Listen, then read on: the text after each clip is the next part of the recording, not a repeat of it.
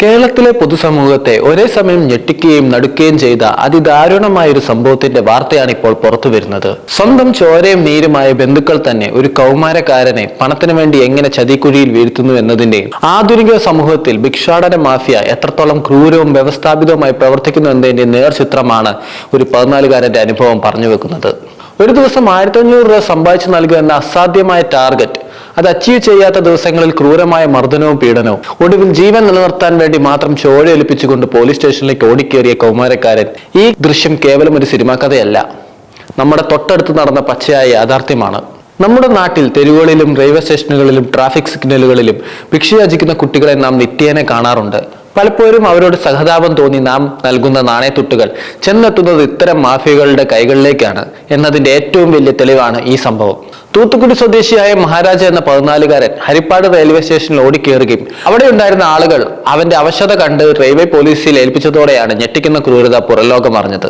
ഈ 14 വയസ്സുകാരന്റെ കഥ ആരംഭിക്കുന്നത് സ്വന്തം കുടുംബത്തിൽ നിന്നുമുള്ള ചതിയിൽ നിന്നാണ്. അമ്മയുടെ മരണശേഷം അച്ഛൻ മറ്റൊരു വിവാഹം കഴിച്ചതോടെ മഹാരാജയും സഹോദരൻ സിലംബരസനും അനാഥ മന്ദിരത്തിൽ നിന്നാണ് പഠിച്ചിരുന്നത്. അവിടെ നിന്നുമാണ് കുട്ടിയുടെ അച്ഛന്റെ അനുജനായ ആന്റണി കുട്ടിയെ പണത്തിന് വേണ്ടി ഭിക്ഷാടന മാഫിയയുടെ ഏജന്റുമാർക്ക് കൈമാറുന്നത്.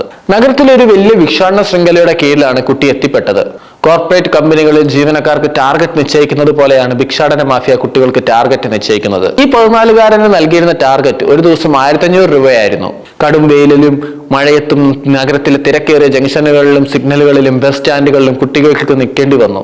കൂടുതൽ പണം കിട്ടാൻ വേണ്ടി കുട്ടികളെ പട്ടിണിക്കിടുകയാണ് മാഫിയയുടെ രീതി.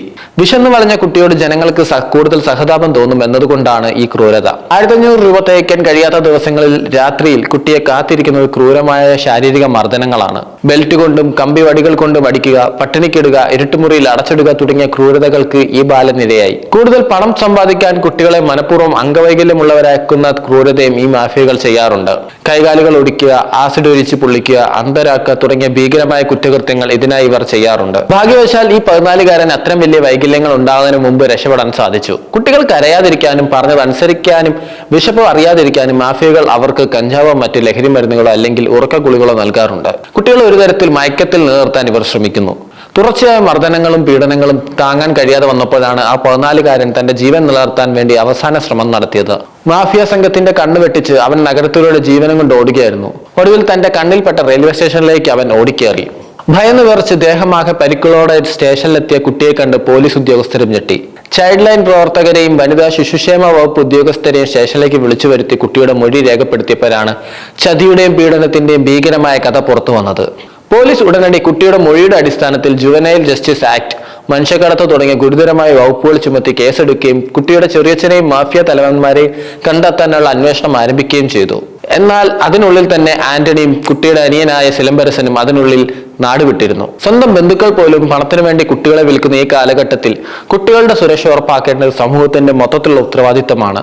ഈ 14-കാരൻ കാണിച്ച ധീരത മൂലമാണ് ഒരു വലിയ മാഫിയയുടെ ക്രൂരത പുറലോകം പറഞ്ഞത്.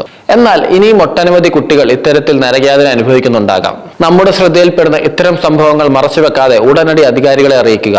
കുട്ടികൾക്കെതിരായുള്ള അതിക്രമങ്ങൾ തടയാൻ 1098 എന്ന നമ്പറോ അല്ലെങ്കിൽ പോലീസിന്റെ 112 എന്ന നമ്പറോ എപ്പോഴും ഉപയോഗപ്പെടുത്തുക. ഒരു കുട്ടി പോലും തെരുവിൽ ഭിക്ഷ യാചിക്കാതിരിക്കുകയും അവർക്ക് അർഹമായ വിദ്യാഭ്യാസവും സുരക്ഷിതത്വവും ലഭിക്കുകയും ചെയ്യുമ്പോൾ മാത്രമേ നമ്മുടെ സമൂഹം യഥാർത്ഥത്തിൽ പുരോഗതി കൈവരിക്കൂ.